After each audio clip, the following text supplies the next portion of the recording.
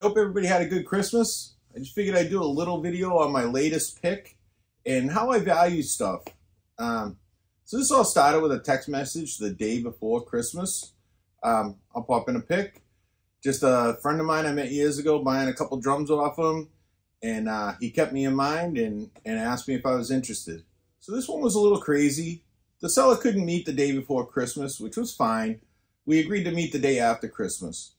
So he starts calling me first thing in the morning, wanting to meet around noontime, 1 o'clock. And I said, yeah, that's fine. I just rather do it during the day instead of at night.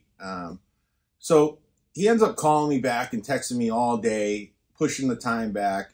Turns out he didn't get to his storage area till around 5 o'clock. And I ran over there and met him. Not all of these going to be easy. This one was a little difficult. He had his drunk friend with him there that was bugging me the whole time. They sent me a few pictures ahead of time. There was a couple cool pieces in here, but a lot of it I really wasn't interested in. But I was really curious at what they didn't get pictures of, because this was a storage area just packed full of stuff. So when I got there and I dug around, it turns out there wasn't really much more there besides what they sent me of pictures. And so I looked through everything. I really agreed to buy this stack of drums and some cymbals first, and then I threw out an offer on the rest of the stuff because I just really didn't even want to deal with it. But I'll show you everything I got and how I determine values. And I always got to take into consideration my time and my effort loading all this stuff, unloading all this stuff, going through it. Some of the stuff's missing pieces, so I'm going to have to. Luckily, I have a stash of parts, so I have most of the missing pieces, but some of this stuff I may have to buy parts for in order to even sell it. So I take all that into consideration, and we'll go over everything I got. So this is the little bit of stuff I was really after. A nice 70s Supra. It should clean up really good. Gold Sparkle Slingerland floor tom, 16-inch. It's missing the bottom hoop and the legs. And it's got some stickers on it, but overall it's in pretty good shape. And then a Club Date bass drum with the rail mount. It's actually really complete. It does have a broken hoop, but other than that, it's a pretty nice bass drum. Then he showed me some cymbals, and not much. An A Custom, a Dream Bliss Crash, and a set of New Beats. So I originally did a deal on just those 3 drums and the cymbals with the nice rolling case too. So we agreed to what I consider a fair price on that stuff. And then separately, we did everything else. So by everything else, I mean all these MIJ Orphans. You know, there's a Ludwig Rocker 18-inch floor tom.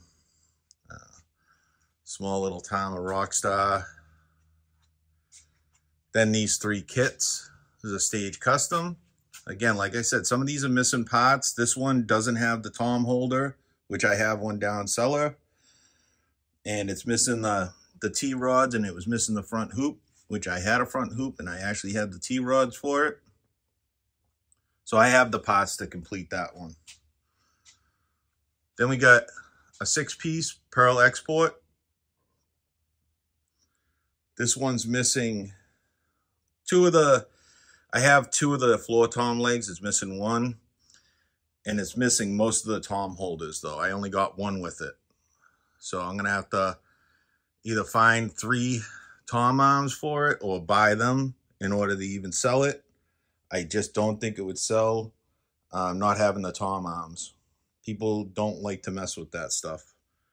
But I'll find some and I'll end up selling that. And then this white Pearl Export. I'm going to say it's 80s. It actually looks like the identical set. I started out on a little MIJ set that I bought off my friend's brother. Then I worked all summer when I was like 13 or 14 and saved up enough money for a maroon Pearl Export, just like this one. Same interiors, same everything. It had to be around 1986 or 87.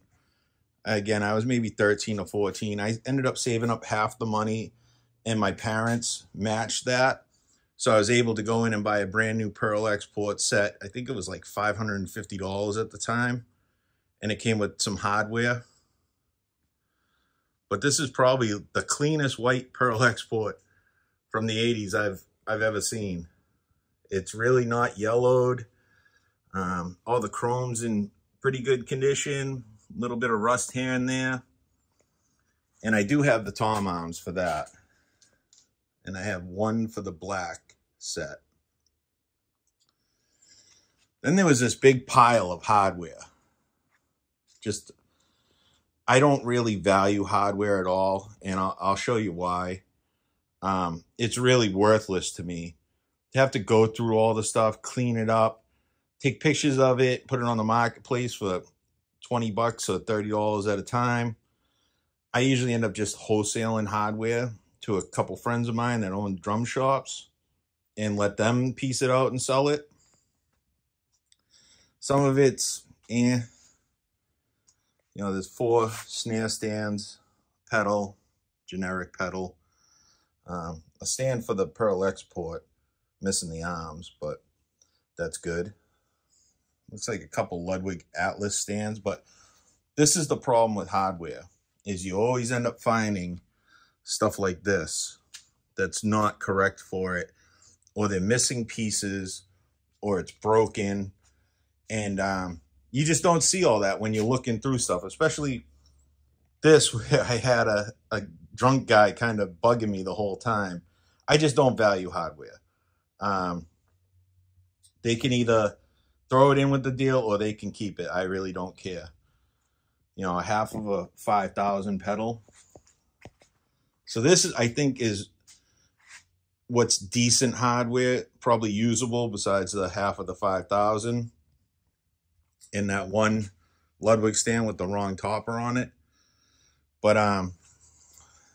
there is probably one decent cymbal stand, couple hi-hats in the snare stands. So this is the other hardware that came with it. This is all junk. It's just cheap, really like entry level hardware. I don't even know what that stand is. You know, a CB hi-hat stand that's missing a piece. This Pearl hi-hat stand that's all taped up and just, it's busted. So, and then I got this stuff that are just pieces to hardware. And I think I might have enough to make 2 tom cymbal stands out of it. But it's a lot of work digging through all this hardware and stuff like that. And it's really, for me anyways, the time isn't worth the effort.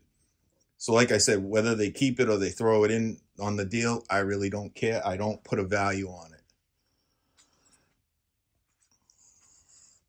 So I got a full set of cases. It looks like it was a double bass set. There's 2 bass drum cases, 2 floor tom cases, and 2 or 3 tom cases. Then some really cheap snares. A top to a throne, no bass for it.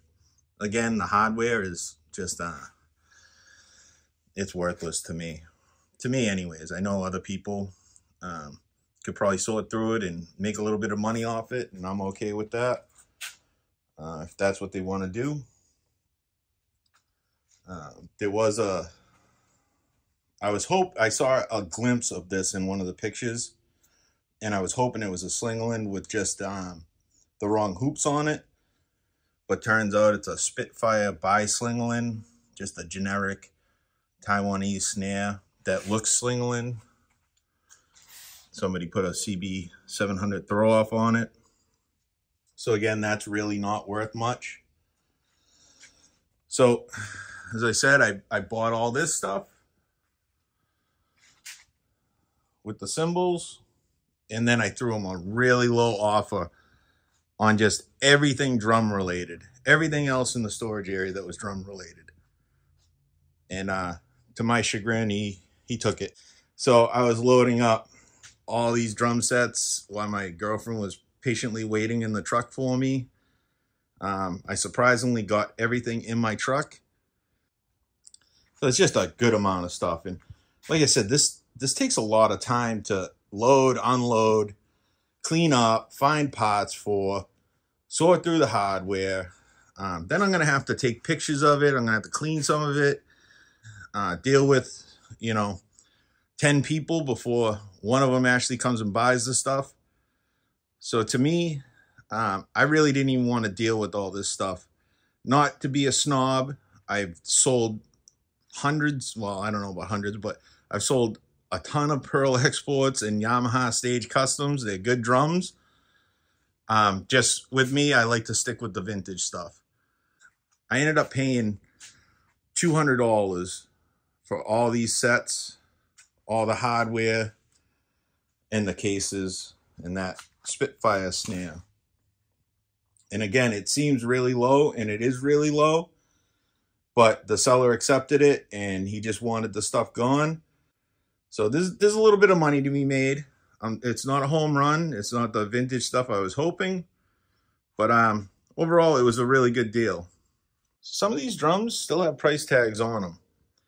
This one says $38, and from my experience selling MIJ snares, that's about right. They're just not worth a whole lot.